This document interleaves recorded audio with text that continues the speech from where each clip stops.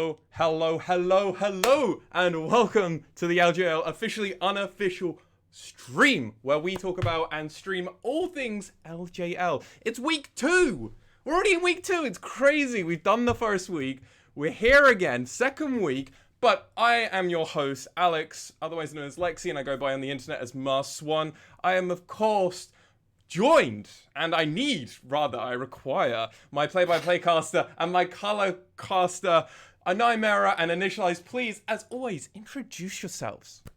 Well, it's a pleasure to be here. It's nice to be wanted. I'm Sam Initialize, Good, and I am, of course, joined by...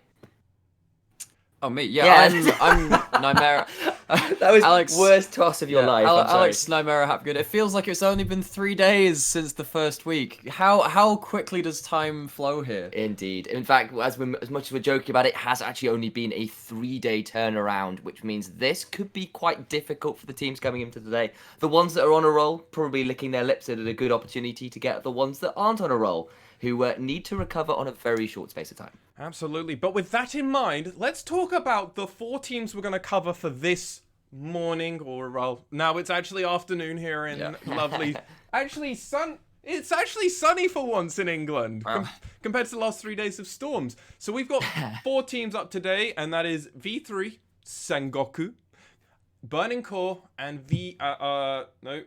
Burning Core and Crest Gaming. There we go. I got the last one. I was looking at my notes. I was like, wait, I've got a repeat here. I need to make sure I get it correct. Now, these are all teams in the first week actually that went 1-1. Obviously, Sengoku and Crest were in the same group. They were indeed. Yes, they played already. And so V3 and Burning Core both also picked up wins. So this is definitely going to be a very interesting 4 matches that we're going to go over. Now, obviously, I think it's super important to first talk about our opening game, which is going to be V3 versus Sengoku, and the lineups that we have here. Now, personally, in my opinion, I'm leaning more onto the side of Sengoku. They had a very strong performance in both their games from last week, in my opinion. I think it was a very strong opening performance, but obviously a little bit of a stumble. We were expecting them potentially to go 2-0 in that split, but sadly weren't able to convert it fully over. Where do you guys see this match going first? So I was actually really impressed by V3 in the first week. So their loss, as one of the 6 teams that went 1-1, it was an absolute just back and forth between loads of these teams. Absolutely. Their loss was to DFM, the team which went 2-0, the one team to go 2-0. Whereas Sengoku, for me, they didn't look like they drafted that well. They didn't play particularly well to their win conditions, even in the second game with a huge advantage when they had it. Whereas V3, in the game that they won against Axis, admittedly, the team that went 0-2, I really liked their comp. I liked the energy that they played with and the way that they executed upon their win conditions. Yeah.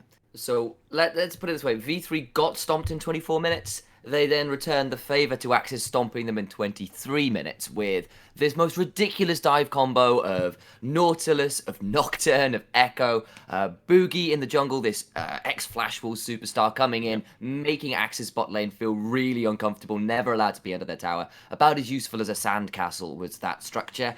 On the other side, Sengoku Gaming had a rough first game versus it was been the SoftBank Hawks, where Ramune and Tussle are on Lee Sin and LeBlanc kind of made Piri and Akali a little bit useless. Every time Akali would go in, the chains would land, wasn't looking good, and then also Ramune managed to find a couple blank spots in vision and jump onto Yutori Miyashi on the Misfortune and delete him. So it was a little bit of a draft issue from Sengoku Gaming. I don't think necessarily played that badly. Appamen in that game actually played very well on the Kennen, even if he did eventually get outscaled in a side lane versus Vladimir. Yeah, I feel like Sengoku's game 1 comp, where they had the Kennen as their sole engage versus quite a mobile team fighting team, it just wasn't fit for purpose. And I feel like Appamen, like you're saying, played really well, had solo kills, all the rest of the stuff. It was like 2-0-2 going into the later stage of the game, hadn't died, and had been the person who got all their kills for them, really. So yeah, I think if they draft well, it should be a really interesting game from my point of view. Yeah, I mean, we saw them have a very strong draft against Rascal Jester, and Oh yes, they did. So I mean, they definitely can draft, and that's why I'm very high still on them. In my opinion, I think at the moment we saw V3 be very coin flippy in that sense. They either stomped very quickly or they got stomped very quickly. After 2 games against arguably the best team, the best, but arguably the best in and our the worst. yeah, from last exactly, year. right? So you've got these two extremes, but in my opinion, I've got Sengoku on that higher range, right? So I am of the opinion they should be able that Sengoku potentially would have the edge in this matchup is where I'm going with my narrative. You're not agreeing with me, Alex. That's okay. We can have disagreements, and that's great because we're normal human beings. I'm not going to unfriend you on Facebook or anything and unfollow you. Just on Instagram. That's it. That's the one that matters these days. Yeah, the knives come out when it gets to the podcast, which happens later. Yeah. Yes. Well, that's plug one. Well done. I think actually I probably do agree with you, Master One. I think V3 are actually kind of hard to read at the minute. They have played the best, they've played the worst. They got stomped, they did the stomping. I think they looked really good in the stomp. I thought their draft was really clever. I don't know how good that draft looks against a better team or against a mid laner that will punish the Nocturne mid a little harder. Yep.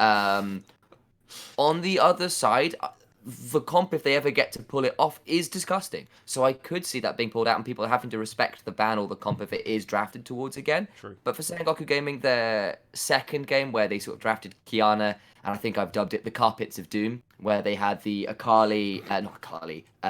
Rumble Equalizer. That's where I was getting confused. The similar plosive noises at the beginning there. It was the Ornn Call of the Forge God. It was the Senna Dawning Shadow, all being layered over whoever Blank decided he was going to and the person show a display of talent and to. the person on the other team is Indiana Jones, because that's all I can think about now. Indiana Jones and the Carpets of Doom. This is amazing. But unlike Indiana Jones, you don't get away from that. Yeah, no. they didn't get away from that, and that was the kind of creative drafting that looked really good. That kind of composition looks potentially a little bit more stable as well than maybe the hard commit to the dive. So I think I'm probably with you. I think Sengoku Gaming, if they can draft a little bit more appropriately, not draft them into an engageless hole, that would be a lot better for them. But on the other side, it's not like V3 haven't pulled stuff out themselves. They are the finalists from last summer. They did get the silver medal. They have got a lot of talent there, so it's not a write-off yet. No, absolutely. But I think just before we do go into this match, I want to both ask you, before I give my opinion, who do you think is going to be the defining member for victory for these two teams? Is it going to be a jungler for one of them? Where do we see potentially the swings being for both of these teams?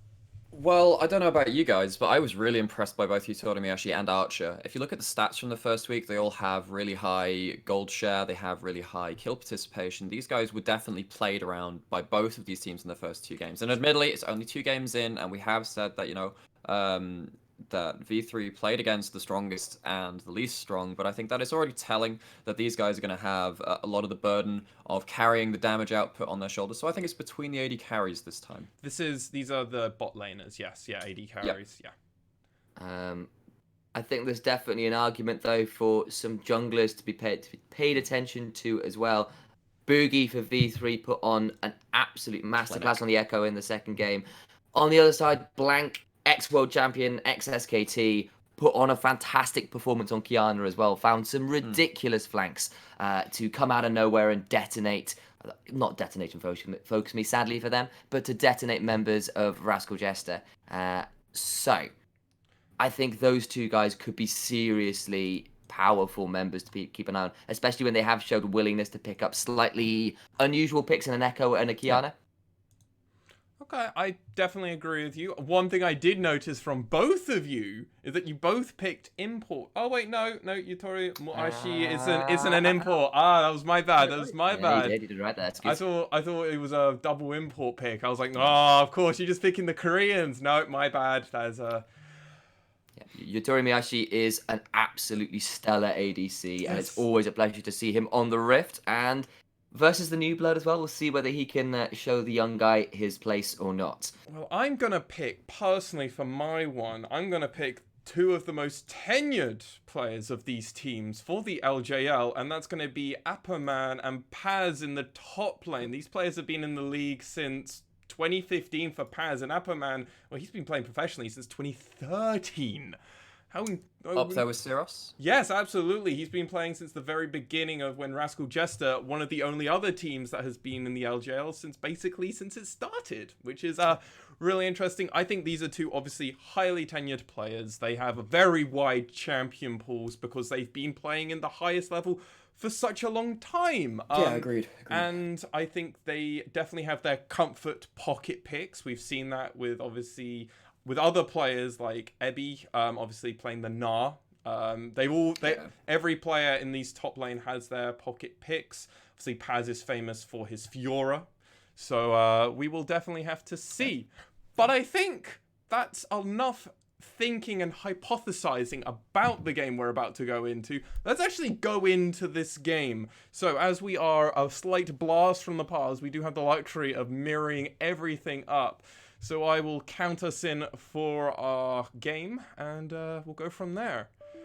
So, right, with that in mind, let's go on to the Rift. All right, so in 3, 2, 1, let's head over, and good luck to both teams.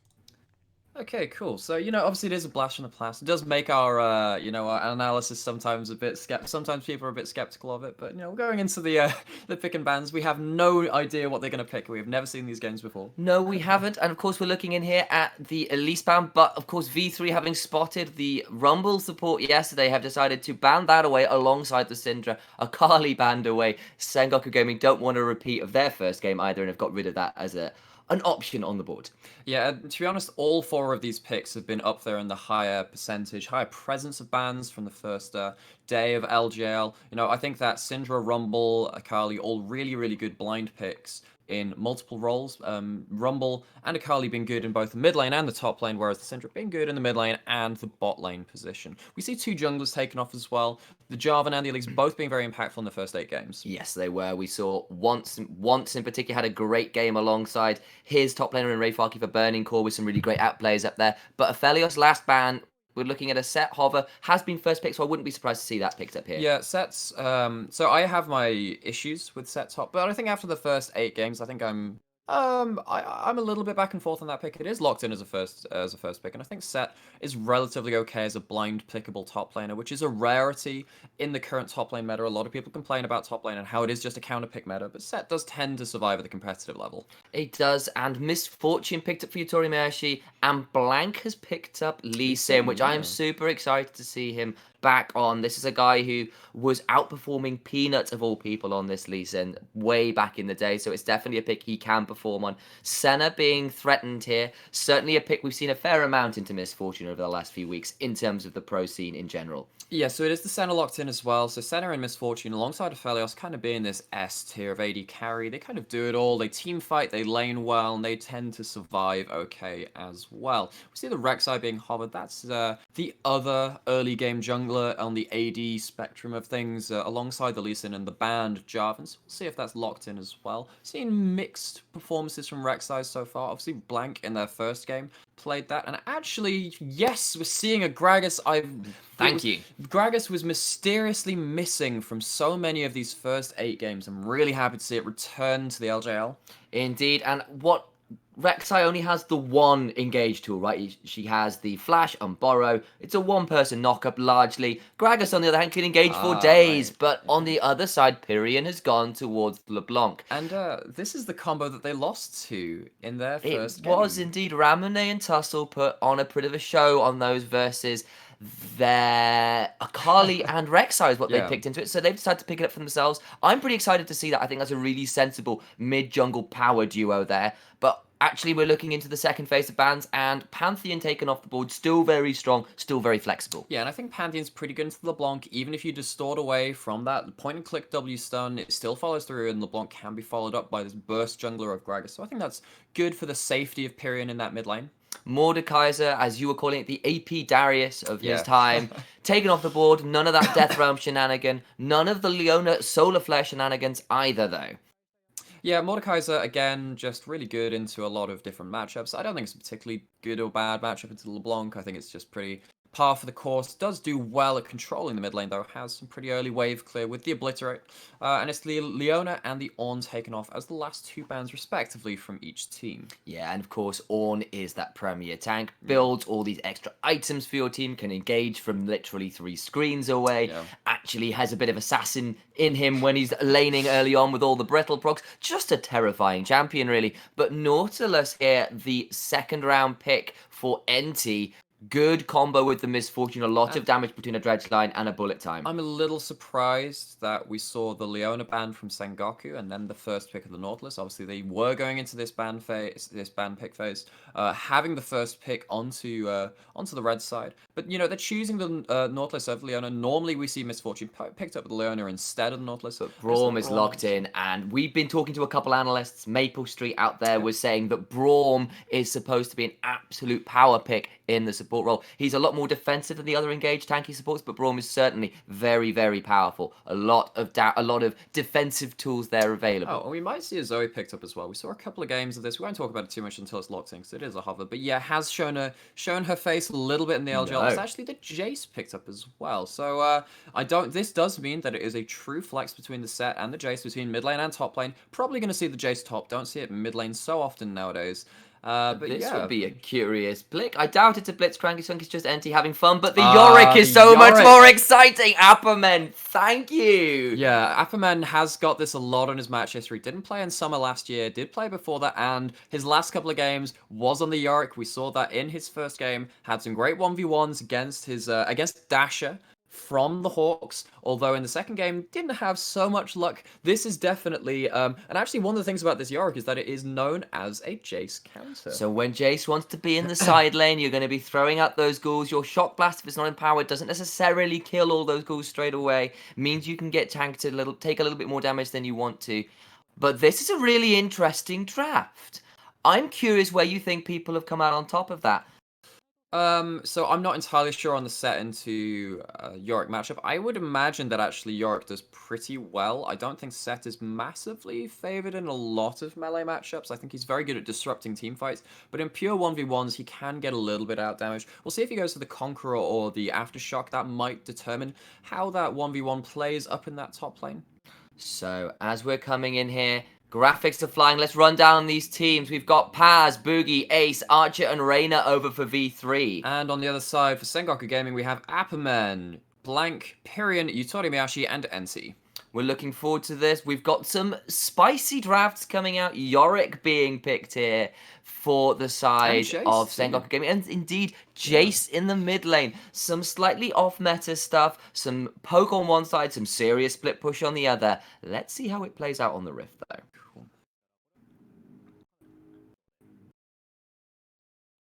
We've not seen any skins on this one. No, we don't see any skins. I kind of want to see the skins. I want to know whether we've got appropriate skinergy.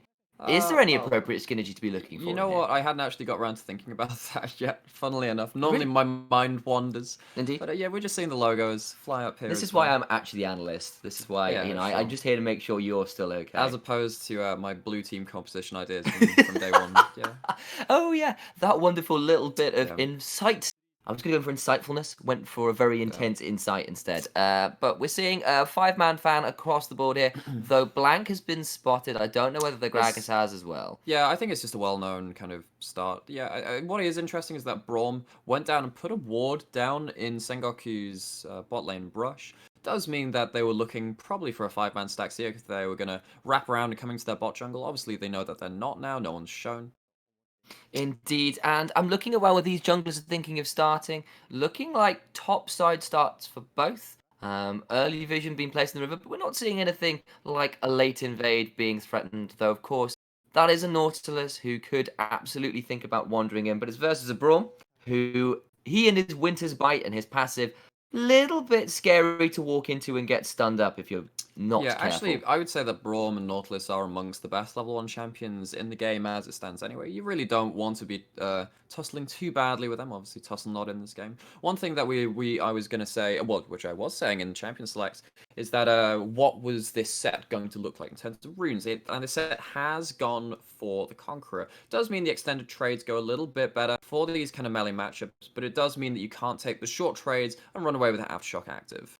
Whereas we see down in the mid lane, we see that actually Jace, it is Jace in the mid lane, has taken Cleanse. Cleanse really good versus the Ethereal Chains versus LeBlanc. Means that the jungle setup is a little bit harder for Pyrion and Blank. And yeah, it will be, and we're sort of seeing these early clears. We're going to see a bit of an early press from the Misfortune and the Nautilus, who are up above that halfway point in the river, but it's going to be some trading straight away in the mid lane. Ace, though, does get the To the Skies return damage there. Pyrion does manage to escape it. Yeah, and I'm really looking for a bit of a statement game from, nice trade there up in the top lane. The ghouls just jumping all over.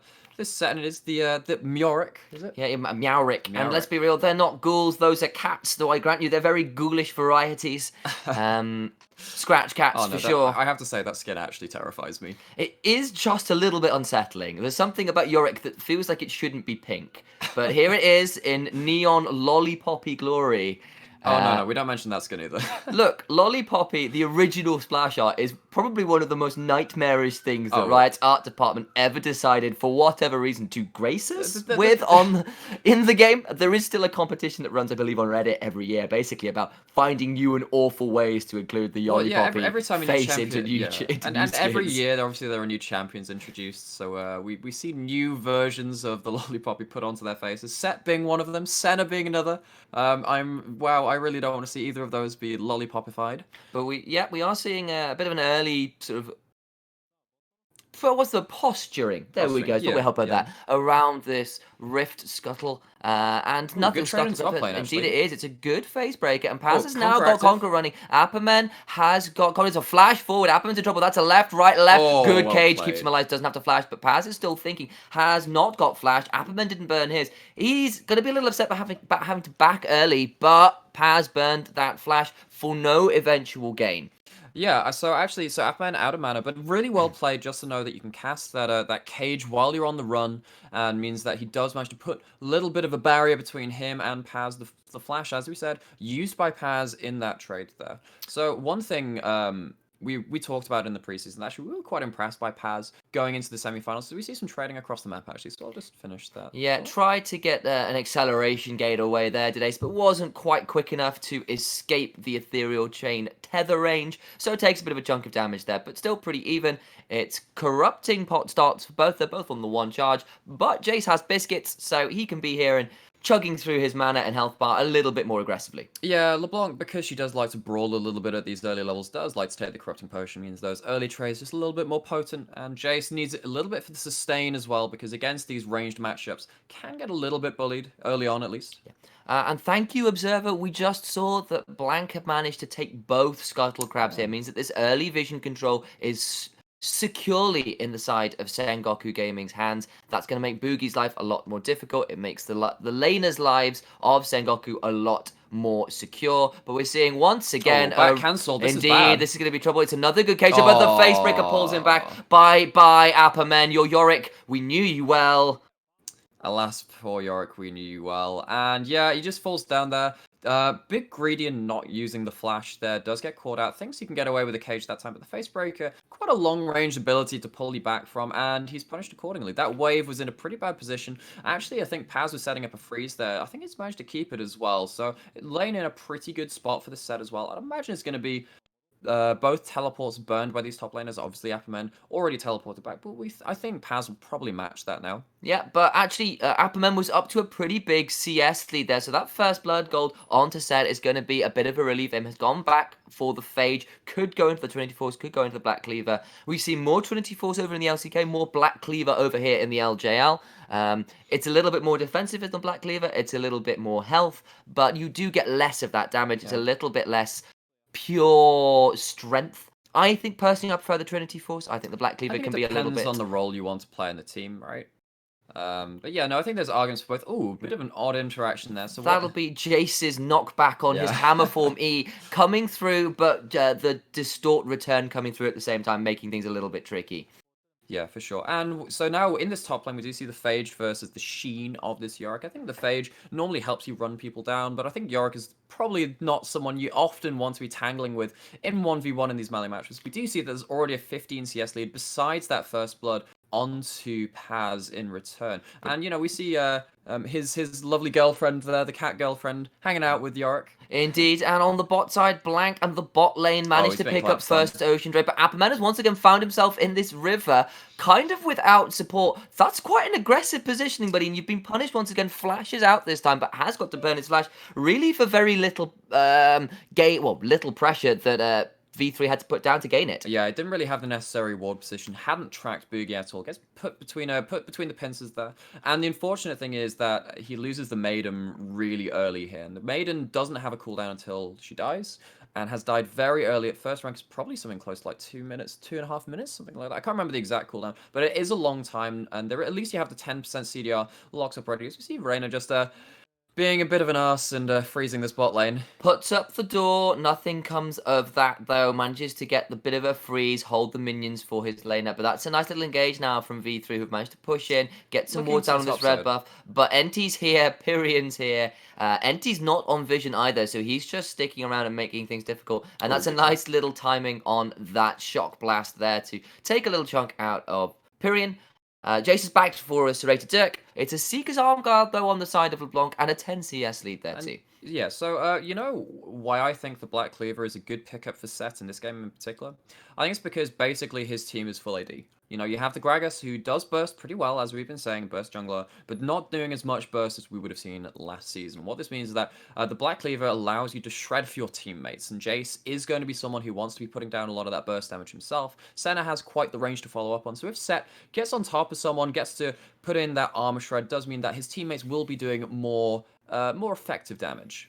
Indeed, we'll just have to see whether that goes. Of course, Set does have the ability to do a little bit of auto-cancelling, can use his passive to get the left and the right hook punches out and stacking that Black Cleaver passive as fast as he can. But on the bot side, it's been pretty even, but that's a nice dredge line there, catching this Senna through the black mist, and the bullet time is a clean pickup there. Archer goes down. Really good stuff from the bot lane of Sengoku Gaming. Yeah, and the bodyguard of the Braum was not there to save his AD carry. Both summoners and an ultimate used, and still goes down for the cost of only an ignite and an ultimate from Sengoku Gaming. So that's a really good kill, picked up by Yutori Miyashi. We saw this guy actually doing really well in his first couple of games as well. Even in that loss against the Hawks, he did play pretty well. It was just Ramone being on his case for most of that game. Yeah, and then we're going to see a little bit more plate pressure. The Mist of the Maiden, that glorious cat spirit thing. Oh, it's just awful. Wandering around up here in the top lane. Is back and causing some trouble. That's a nice little face breaker to make her feel a bit more miserable. And actually, getting chunked out. This set, this Mecha Kingdom, this is why this ginormous robot was made to fight the kaiju of the Maiden of the Mist. I'm not sure that's how it goes in the lore, but we'll go with it. Yeah, even our producer just saying over our little voice call, just saying, what is that? And that's a very good question. Look, I know the lore and the rift have kind of been dissociated, but I like to think my games play a little bit of a narrative, but we're going to talk about narrative later because Boogie's wandering into the mid lane, but to no gain because Pyrion wanders off to the bot side of his lane and Boogie can't get anything despite throwing a body slam down. Yeah, so one other thing about LeBlanc lanes that you do want to have a couple of bits of vision just dotted around the river to know if you're safe to jump in and take the aggressive trades as you do want to as this LeBlanc. Indeed, and level 6 have ticked over for both junglers. Dragon's Rage, Explosive Cask available for both. Both really powerful, and that Distort is now down, but Pyrion still has his ultimate. Exactly, he's still got the Mimic, but Boogie's hanging around, so is Blank. We're seeing he's gone in on the second one, and now he's in trouble. Has gone back, has gone to another Distort up, and then gets to walk away. This is twice now that Boogie's tried to come into this lane and got nothing for it. Yeah, and we see that LeBlanc has eked out a 10 CS lead, not particularly bullying Ace here. We do see that Pyrion has taken the teleport, which Ace hasn't been afforded this game. As we said in earlier into the game, has taken the cleanse instead, gives a bit more safety against those chains, although it does look like it has been Boogie looking to impact this lane as opposed to Blank. Yeah, but we have seen quietly about 1,000 gold lead built up for Sengoku Gaming out of the kill in the bot lane, but also a pretty significant CS lead, both in bot of about 15 and about 10 in the top lane as well. So actually, all lanes they're doing And the very jungler. well indeed. Indeed, Blank did pick up those early scuttles and kept up that jungle farm pressure. It's looking pretty good, at least on a farm perspective for Sengoku Gaming, and we'll see whether they can continue that into the sort of later stages of this game. Yeah, and the status quo has really been favoring Sengoku as it stands right now. There's only one plate that's gone down, and that was in the bot lane after the kill onto Archer. So it's really just been quite a quiet early game, all things said and done. The 2 kills, which is, a little bit of fanfare around those, but honestly, no big moves being made by either team here. Pretty happy to sit back, and this might be the first objective taken of the game. This Infernal Drake, which has spawned first. It's the second Drake, as I'm afraid. Ocean Drake was taken earlier, but that means we might see a bit of a fight because Boogie's over the back. Ace is here with a shock blast. Reyna's got that in, and Lee Sin secures it. Though I will say that was a decent attempt by V3. Well timed. Yeah, I completely forgot about the Ocean Drake. Sorry, guys. But that means that Mountain Drake Rift is now up. It is indeed. Now those are starting to sting. Ace taken down to about a third HP. Yeah, I actually really like that LeBlanc combo. So what you want to do is you want to, before you start a trade, you want to use your distortion as your last ability, so it sets up your ultimate to be the distortion. As we see, maybe a trade down here. That's a nice route there from Archer. Blank is here though, and it's a turn of the the bullet time coming through, and now we're looking at Reyna being trapped, but he can't quite get him. So is this ignite going to be enough? Not going to know, because actually the top lane Apperman is in a 1v2, flashes out, but that's a good cast, and that's a good suplex. Apperman's so tanky, but Paz is taking a lot of damage. He's going to get enough from the no, Triumph healing. He's going to survive that. But in the bot lane, Utormi actually did manage to get double kill on the bot lane somehow, some way. We missed that. Hopefully we'll get it in a replay, but it means all the plates going down, and it means it's only a 1 kill for V3 in the top side versus 2 kills in the bot side. And this misfortune is starting to look very scary. Lee Sin also picking up a kill. Yeah, so the top lane has been going a little bit away from Apperman. Does still have like a 5 CS lead, some pittance there. We're going back into this replay just to see what happened in the bot lane there. So we saw the start of this. Utormi actually knows he's going to get rooted, throws down the ultimate just to dissuade Archer walking up and doing some damage. And at this point, Reyna has been caught out by Blank and NC. A lot of damage coming down here, and I think Blank just kind of wraps around here. Does have the Dragon's Rage available to him, does kick Archer into the wall, lands the Q. Very well played, cleanly played. A lot of damage comes down, and this will be another couple of plates down in the bot lane as well. Fantastically played from the Lee Sin. So it's also this thing where actually we will give some credit over to V3. They got the top lane kill, but they also got the Herald out of it. That are still plates available to play for with it. So that's some good stuff for them. On the other side, though, this bot lane is starting to look a little bit anemic. They're down in levels. There's at least a 1 level lead down for Utomiyashi. They're down in items. That is a BF sword advantage and an Essence Reaver, very expensive item complete for this misfortune. And serious CS leads, serious plate leads. They're going to have to see whether they can staunch this bleeding. Yeah, and this is why I was saying, I think we talked about how I thought Archer and Utomiyashi would be the load bearers for these team compositions coming into this game. And I feel like Utomiyashi has been showing once again that he knows how to play this lane dominant pick of the Misfortune. It's the second game on it, I believe. I think he played it just the one time in day one on one of his 2 games. As we see, we see the Herald just charging into the top lane there, taking down that first turret. And what we have seen is that this pressure on top lane does mean that the first item has been completed on this set before it has been completed for the Yorick. Because we see it all coming down. That's another bullet time pushing Archer away. And as the Rift Herald came down, Utorimi did actually manage to sneak away first turret in the bot side. So still first turret blood over, says Sengoku Gaming. But the Rift Herald was summoned, was forcing Apperman off that turret. And he's starting to look a lot less scary on this Yorick. Nowhere near this Trinity Force completion yet. Still got a Stinger to build before he can even think about combining those. Yeah, but at least he has the Tabby, so I don't think he's going to be too afraid of the 1v1 right now. Maybe he doesn't walk up so confidently to the wave, but I think because it's the long lane, I think he probably has a bit of chance to push out and roam now. I don't think he wants to be pushing up and staying with the wave too much there, as we've already seen him be dunked on a couple of times. Yeah, now look at that gold lead now. It's huge in the bot lane. It's 2,000. Yeah, it's about 1,000 up in the top lane for set, and that's good for this set, especially considering there was a lot of early pressure coming out of the Yorick, but it has come at the cost of leaving bot lane on an island, and that island is slowly sinking.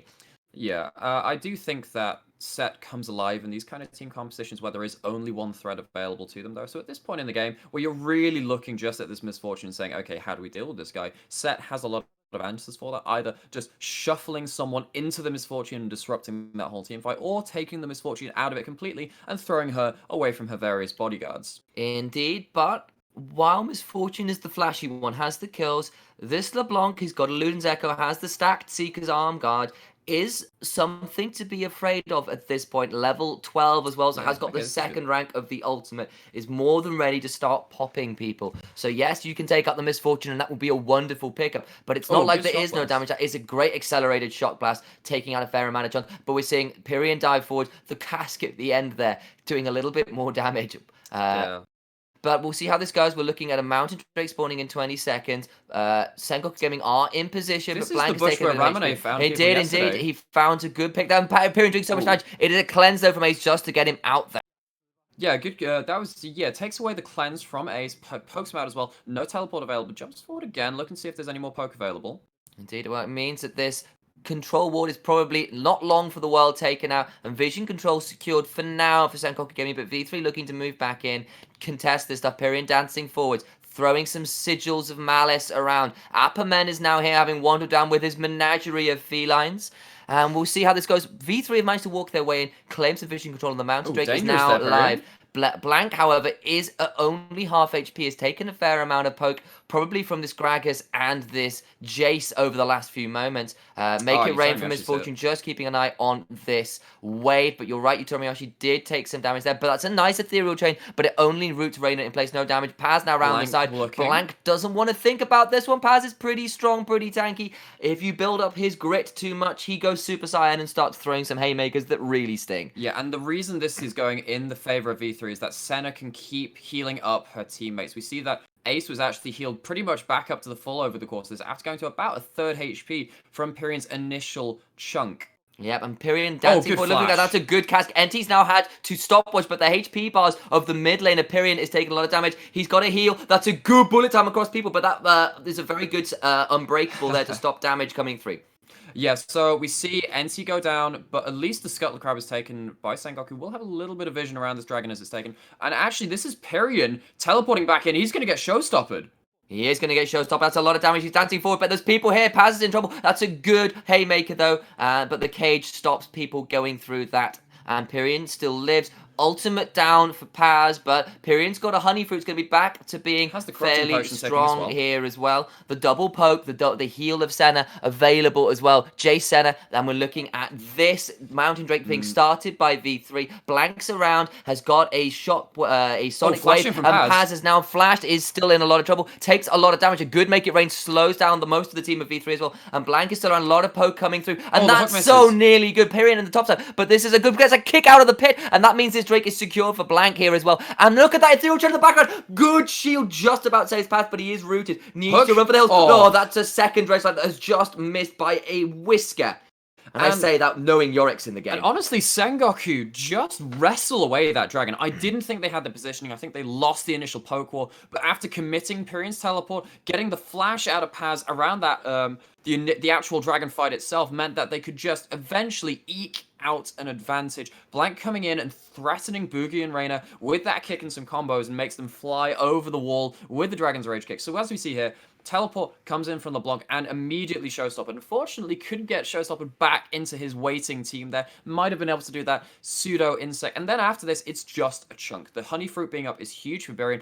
Pyrian gets him up to most of his HP again. There's no cask available. That was used on the kill onto NT earlier. But honestly, NT is already walking back to almost impact this fight as it comes back. Paz comes in, but Blank manages to actually ward hop away from that face breaker. And at this point, there's so many low HP bars and not enough time or mana on Archer to heal back up his team. And it does, like I said, wrestle away this third dragon for Sengoku. And they're now in a very strong position with Soul Point on the line. Yeah, Tear of the Goddess ran dry, built into this Mana Moonate. Still not enough for Senna to keep her team topped up. And that extended fight ended up going the way mostly of Sengoku Gaming. They lost one member, but did claim third Drake. They are on this soul point, which means the next Drake that spawns in 5 minutes will be one for them, and that resist is probably something to be quite grateful against a full AD comp. Yeah, I think that Apperman is going to be really happy with that. He's already built a tabby, might build into something like a Dead Man's Plate later as well. Already got another cloth armor in inventory.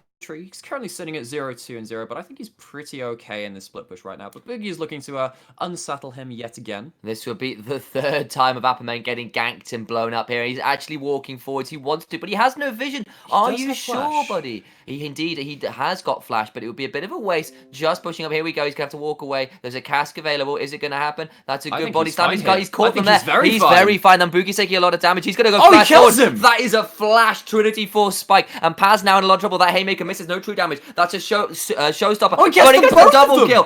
Apperman, so well played. I doubted you. I did. But the Trinity Force is online. And this Yorick is ready to play. Oh, Boogie. Here be monsters he puts on this little corner of the map, which is hovered by Yorick and the Maiden. Gets 2 kills from 0-2 to 2-2. And now I have to wonder, how do you stop the Yorick split push? I was going to mention this before we went into that little series of plays there, but, into that last Dragon fight, I didn't think Yorick was going to be that impactful because he does normally want to be in a side lane, and that's exactly why.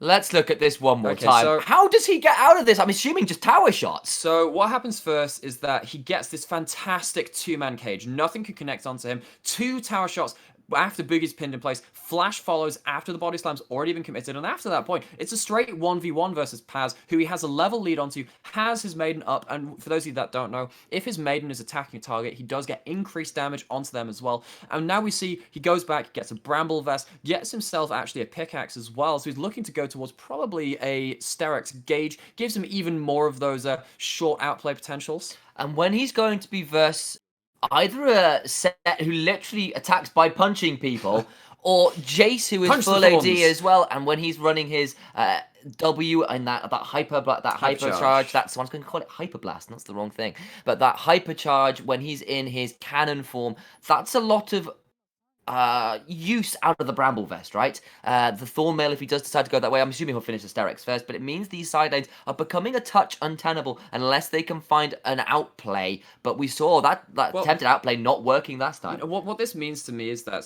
this will actually be quite useful in team fights as well, because if a set has to wail on this Yorick, and if it is a front-to-back team fight, it means that Senna can't heal up the set nearly as much as he'd want to. And we're seeing another good trade here. No, he's trapped in the cage. That's a lot of damage coming down, and the ghouls are there. Paz has got the shield, but it's starting to become a little bit difficult. Apperman's managed to get down to this bottom tier 2 even. That's a long way forward, and actually it's a 60-odd CS lead in the bot lane as well. Level 13 to level 11 is Yutori Miyashi to Archer. This game is starting to run away on experience, and it's a 5,000 gold lead, ladies and gents. And it's a 30-second timer until the Mountain Dragon comes up. So I think at this point, V3 are looking to try and get this poke set down again, but they are a lot. I mean, there's a 3-level advantage onto Yutori Miyashi, as we were already talking about. The advantages that this Misfortune has. And, I can't see how they can poke out Sengoku when they have this run of the map.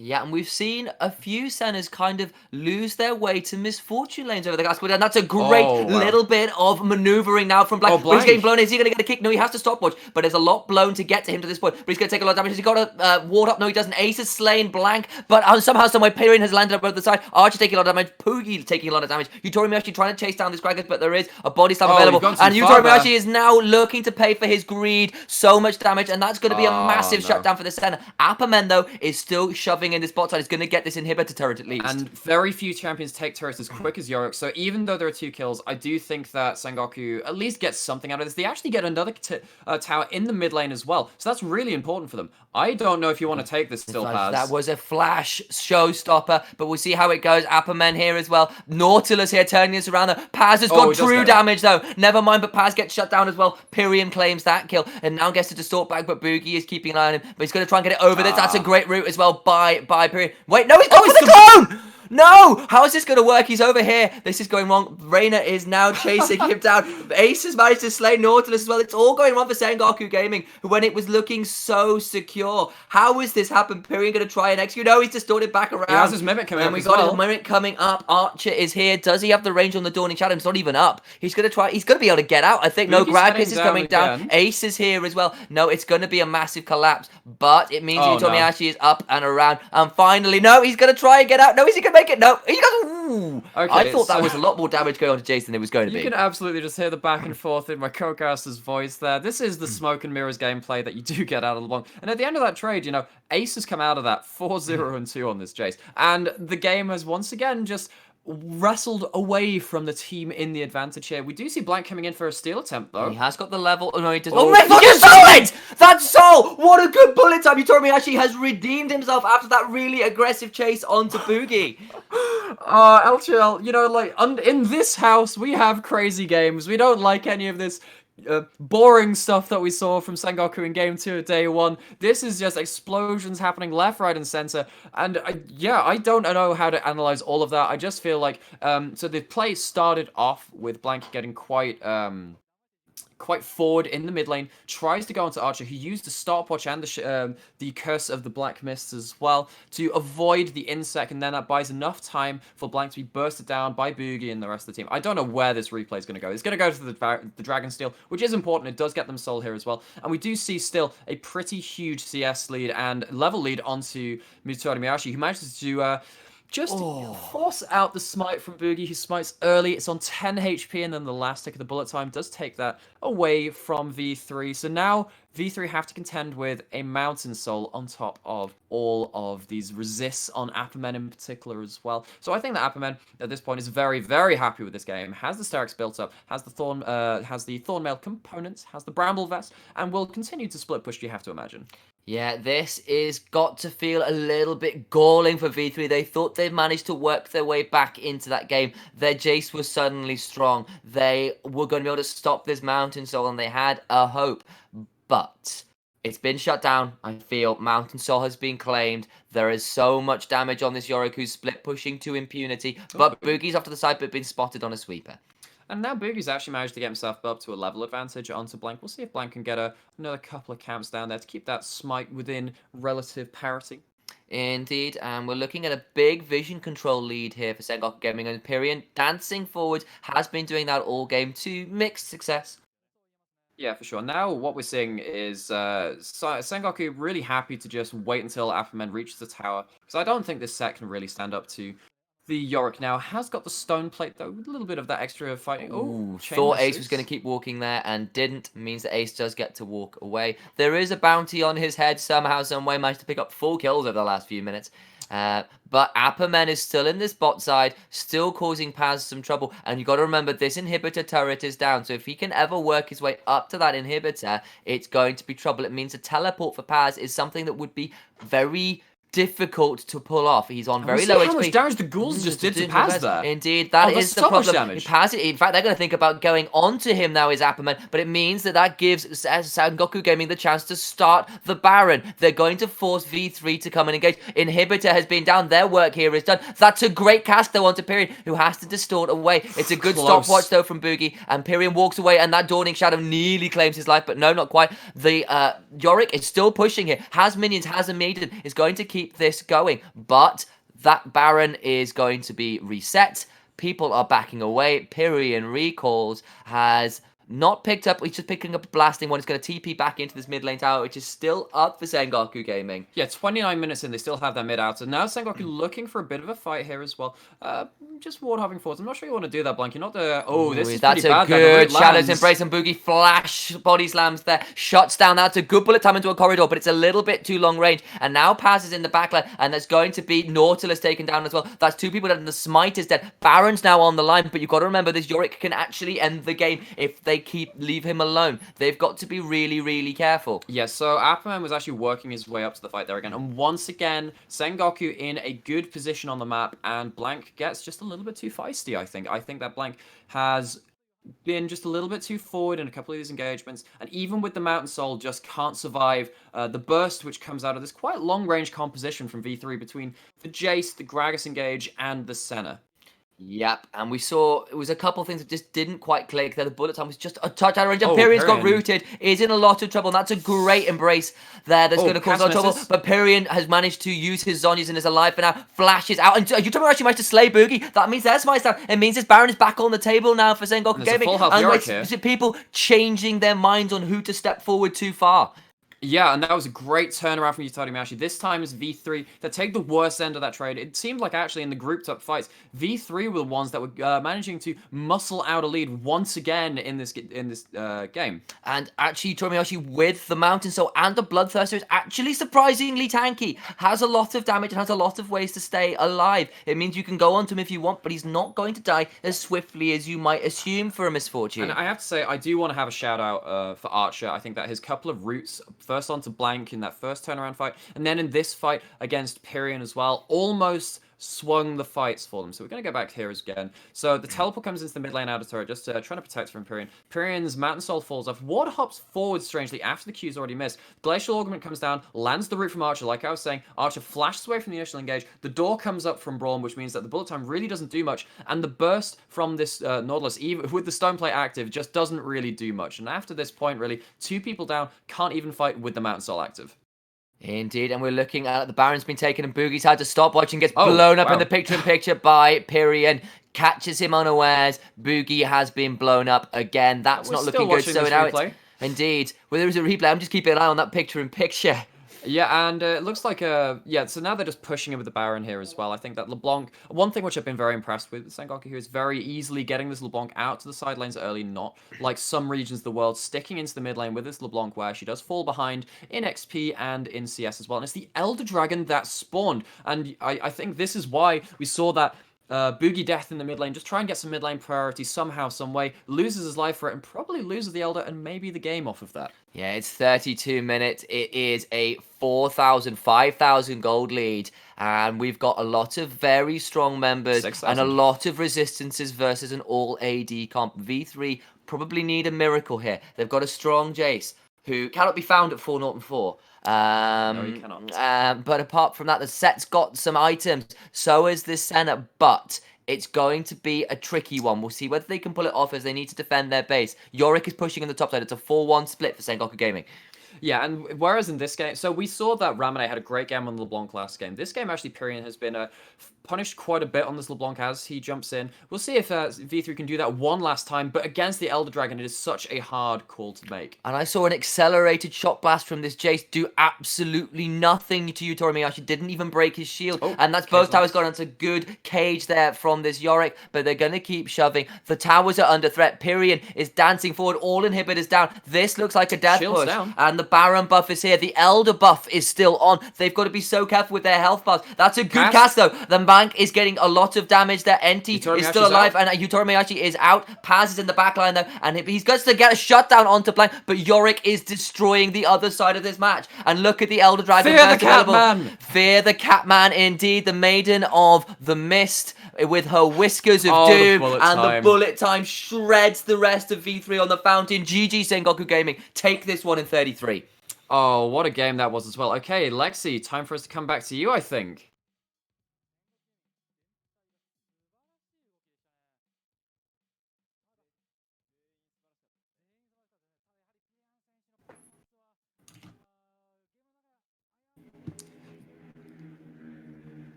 Yeah, they focused on him really hard in the early game.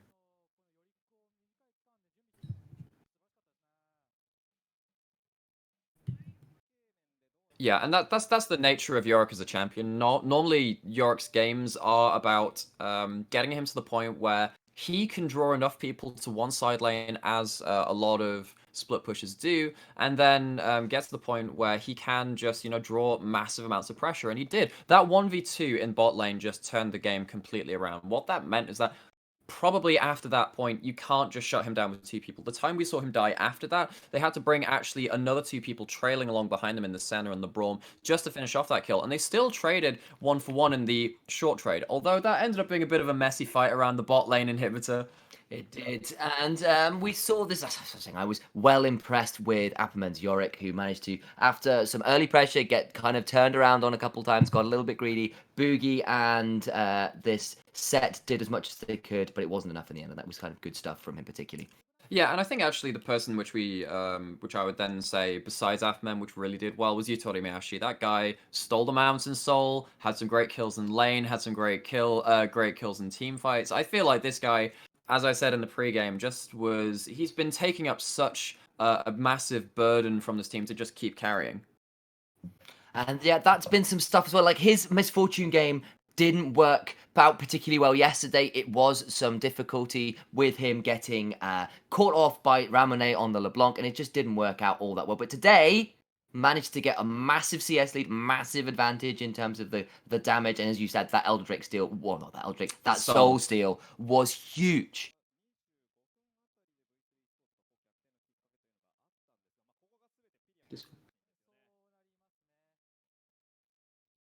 Okay, that should be a fun game.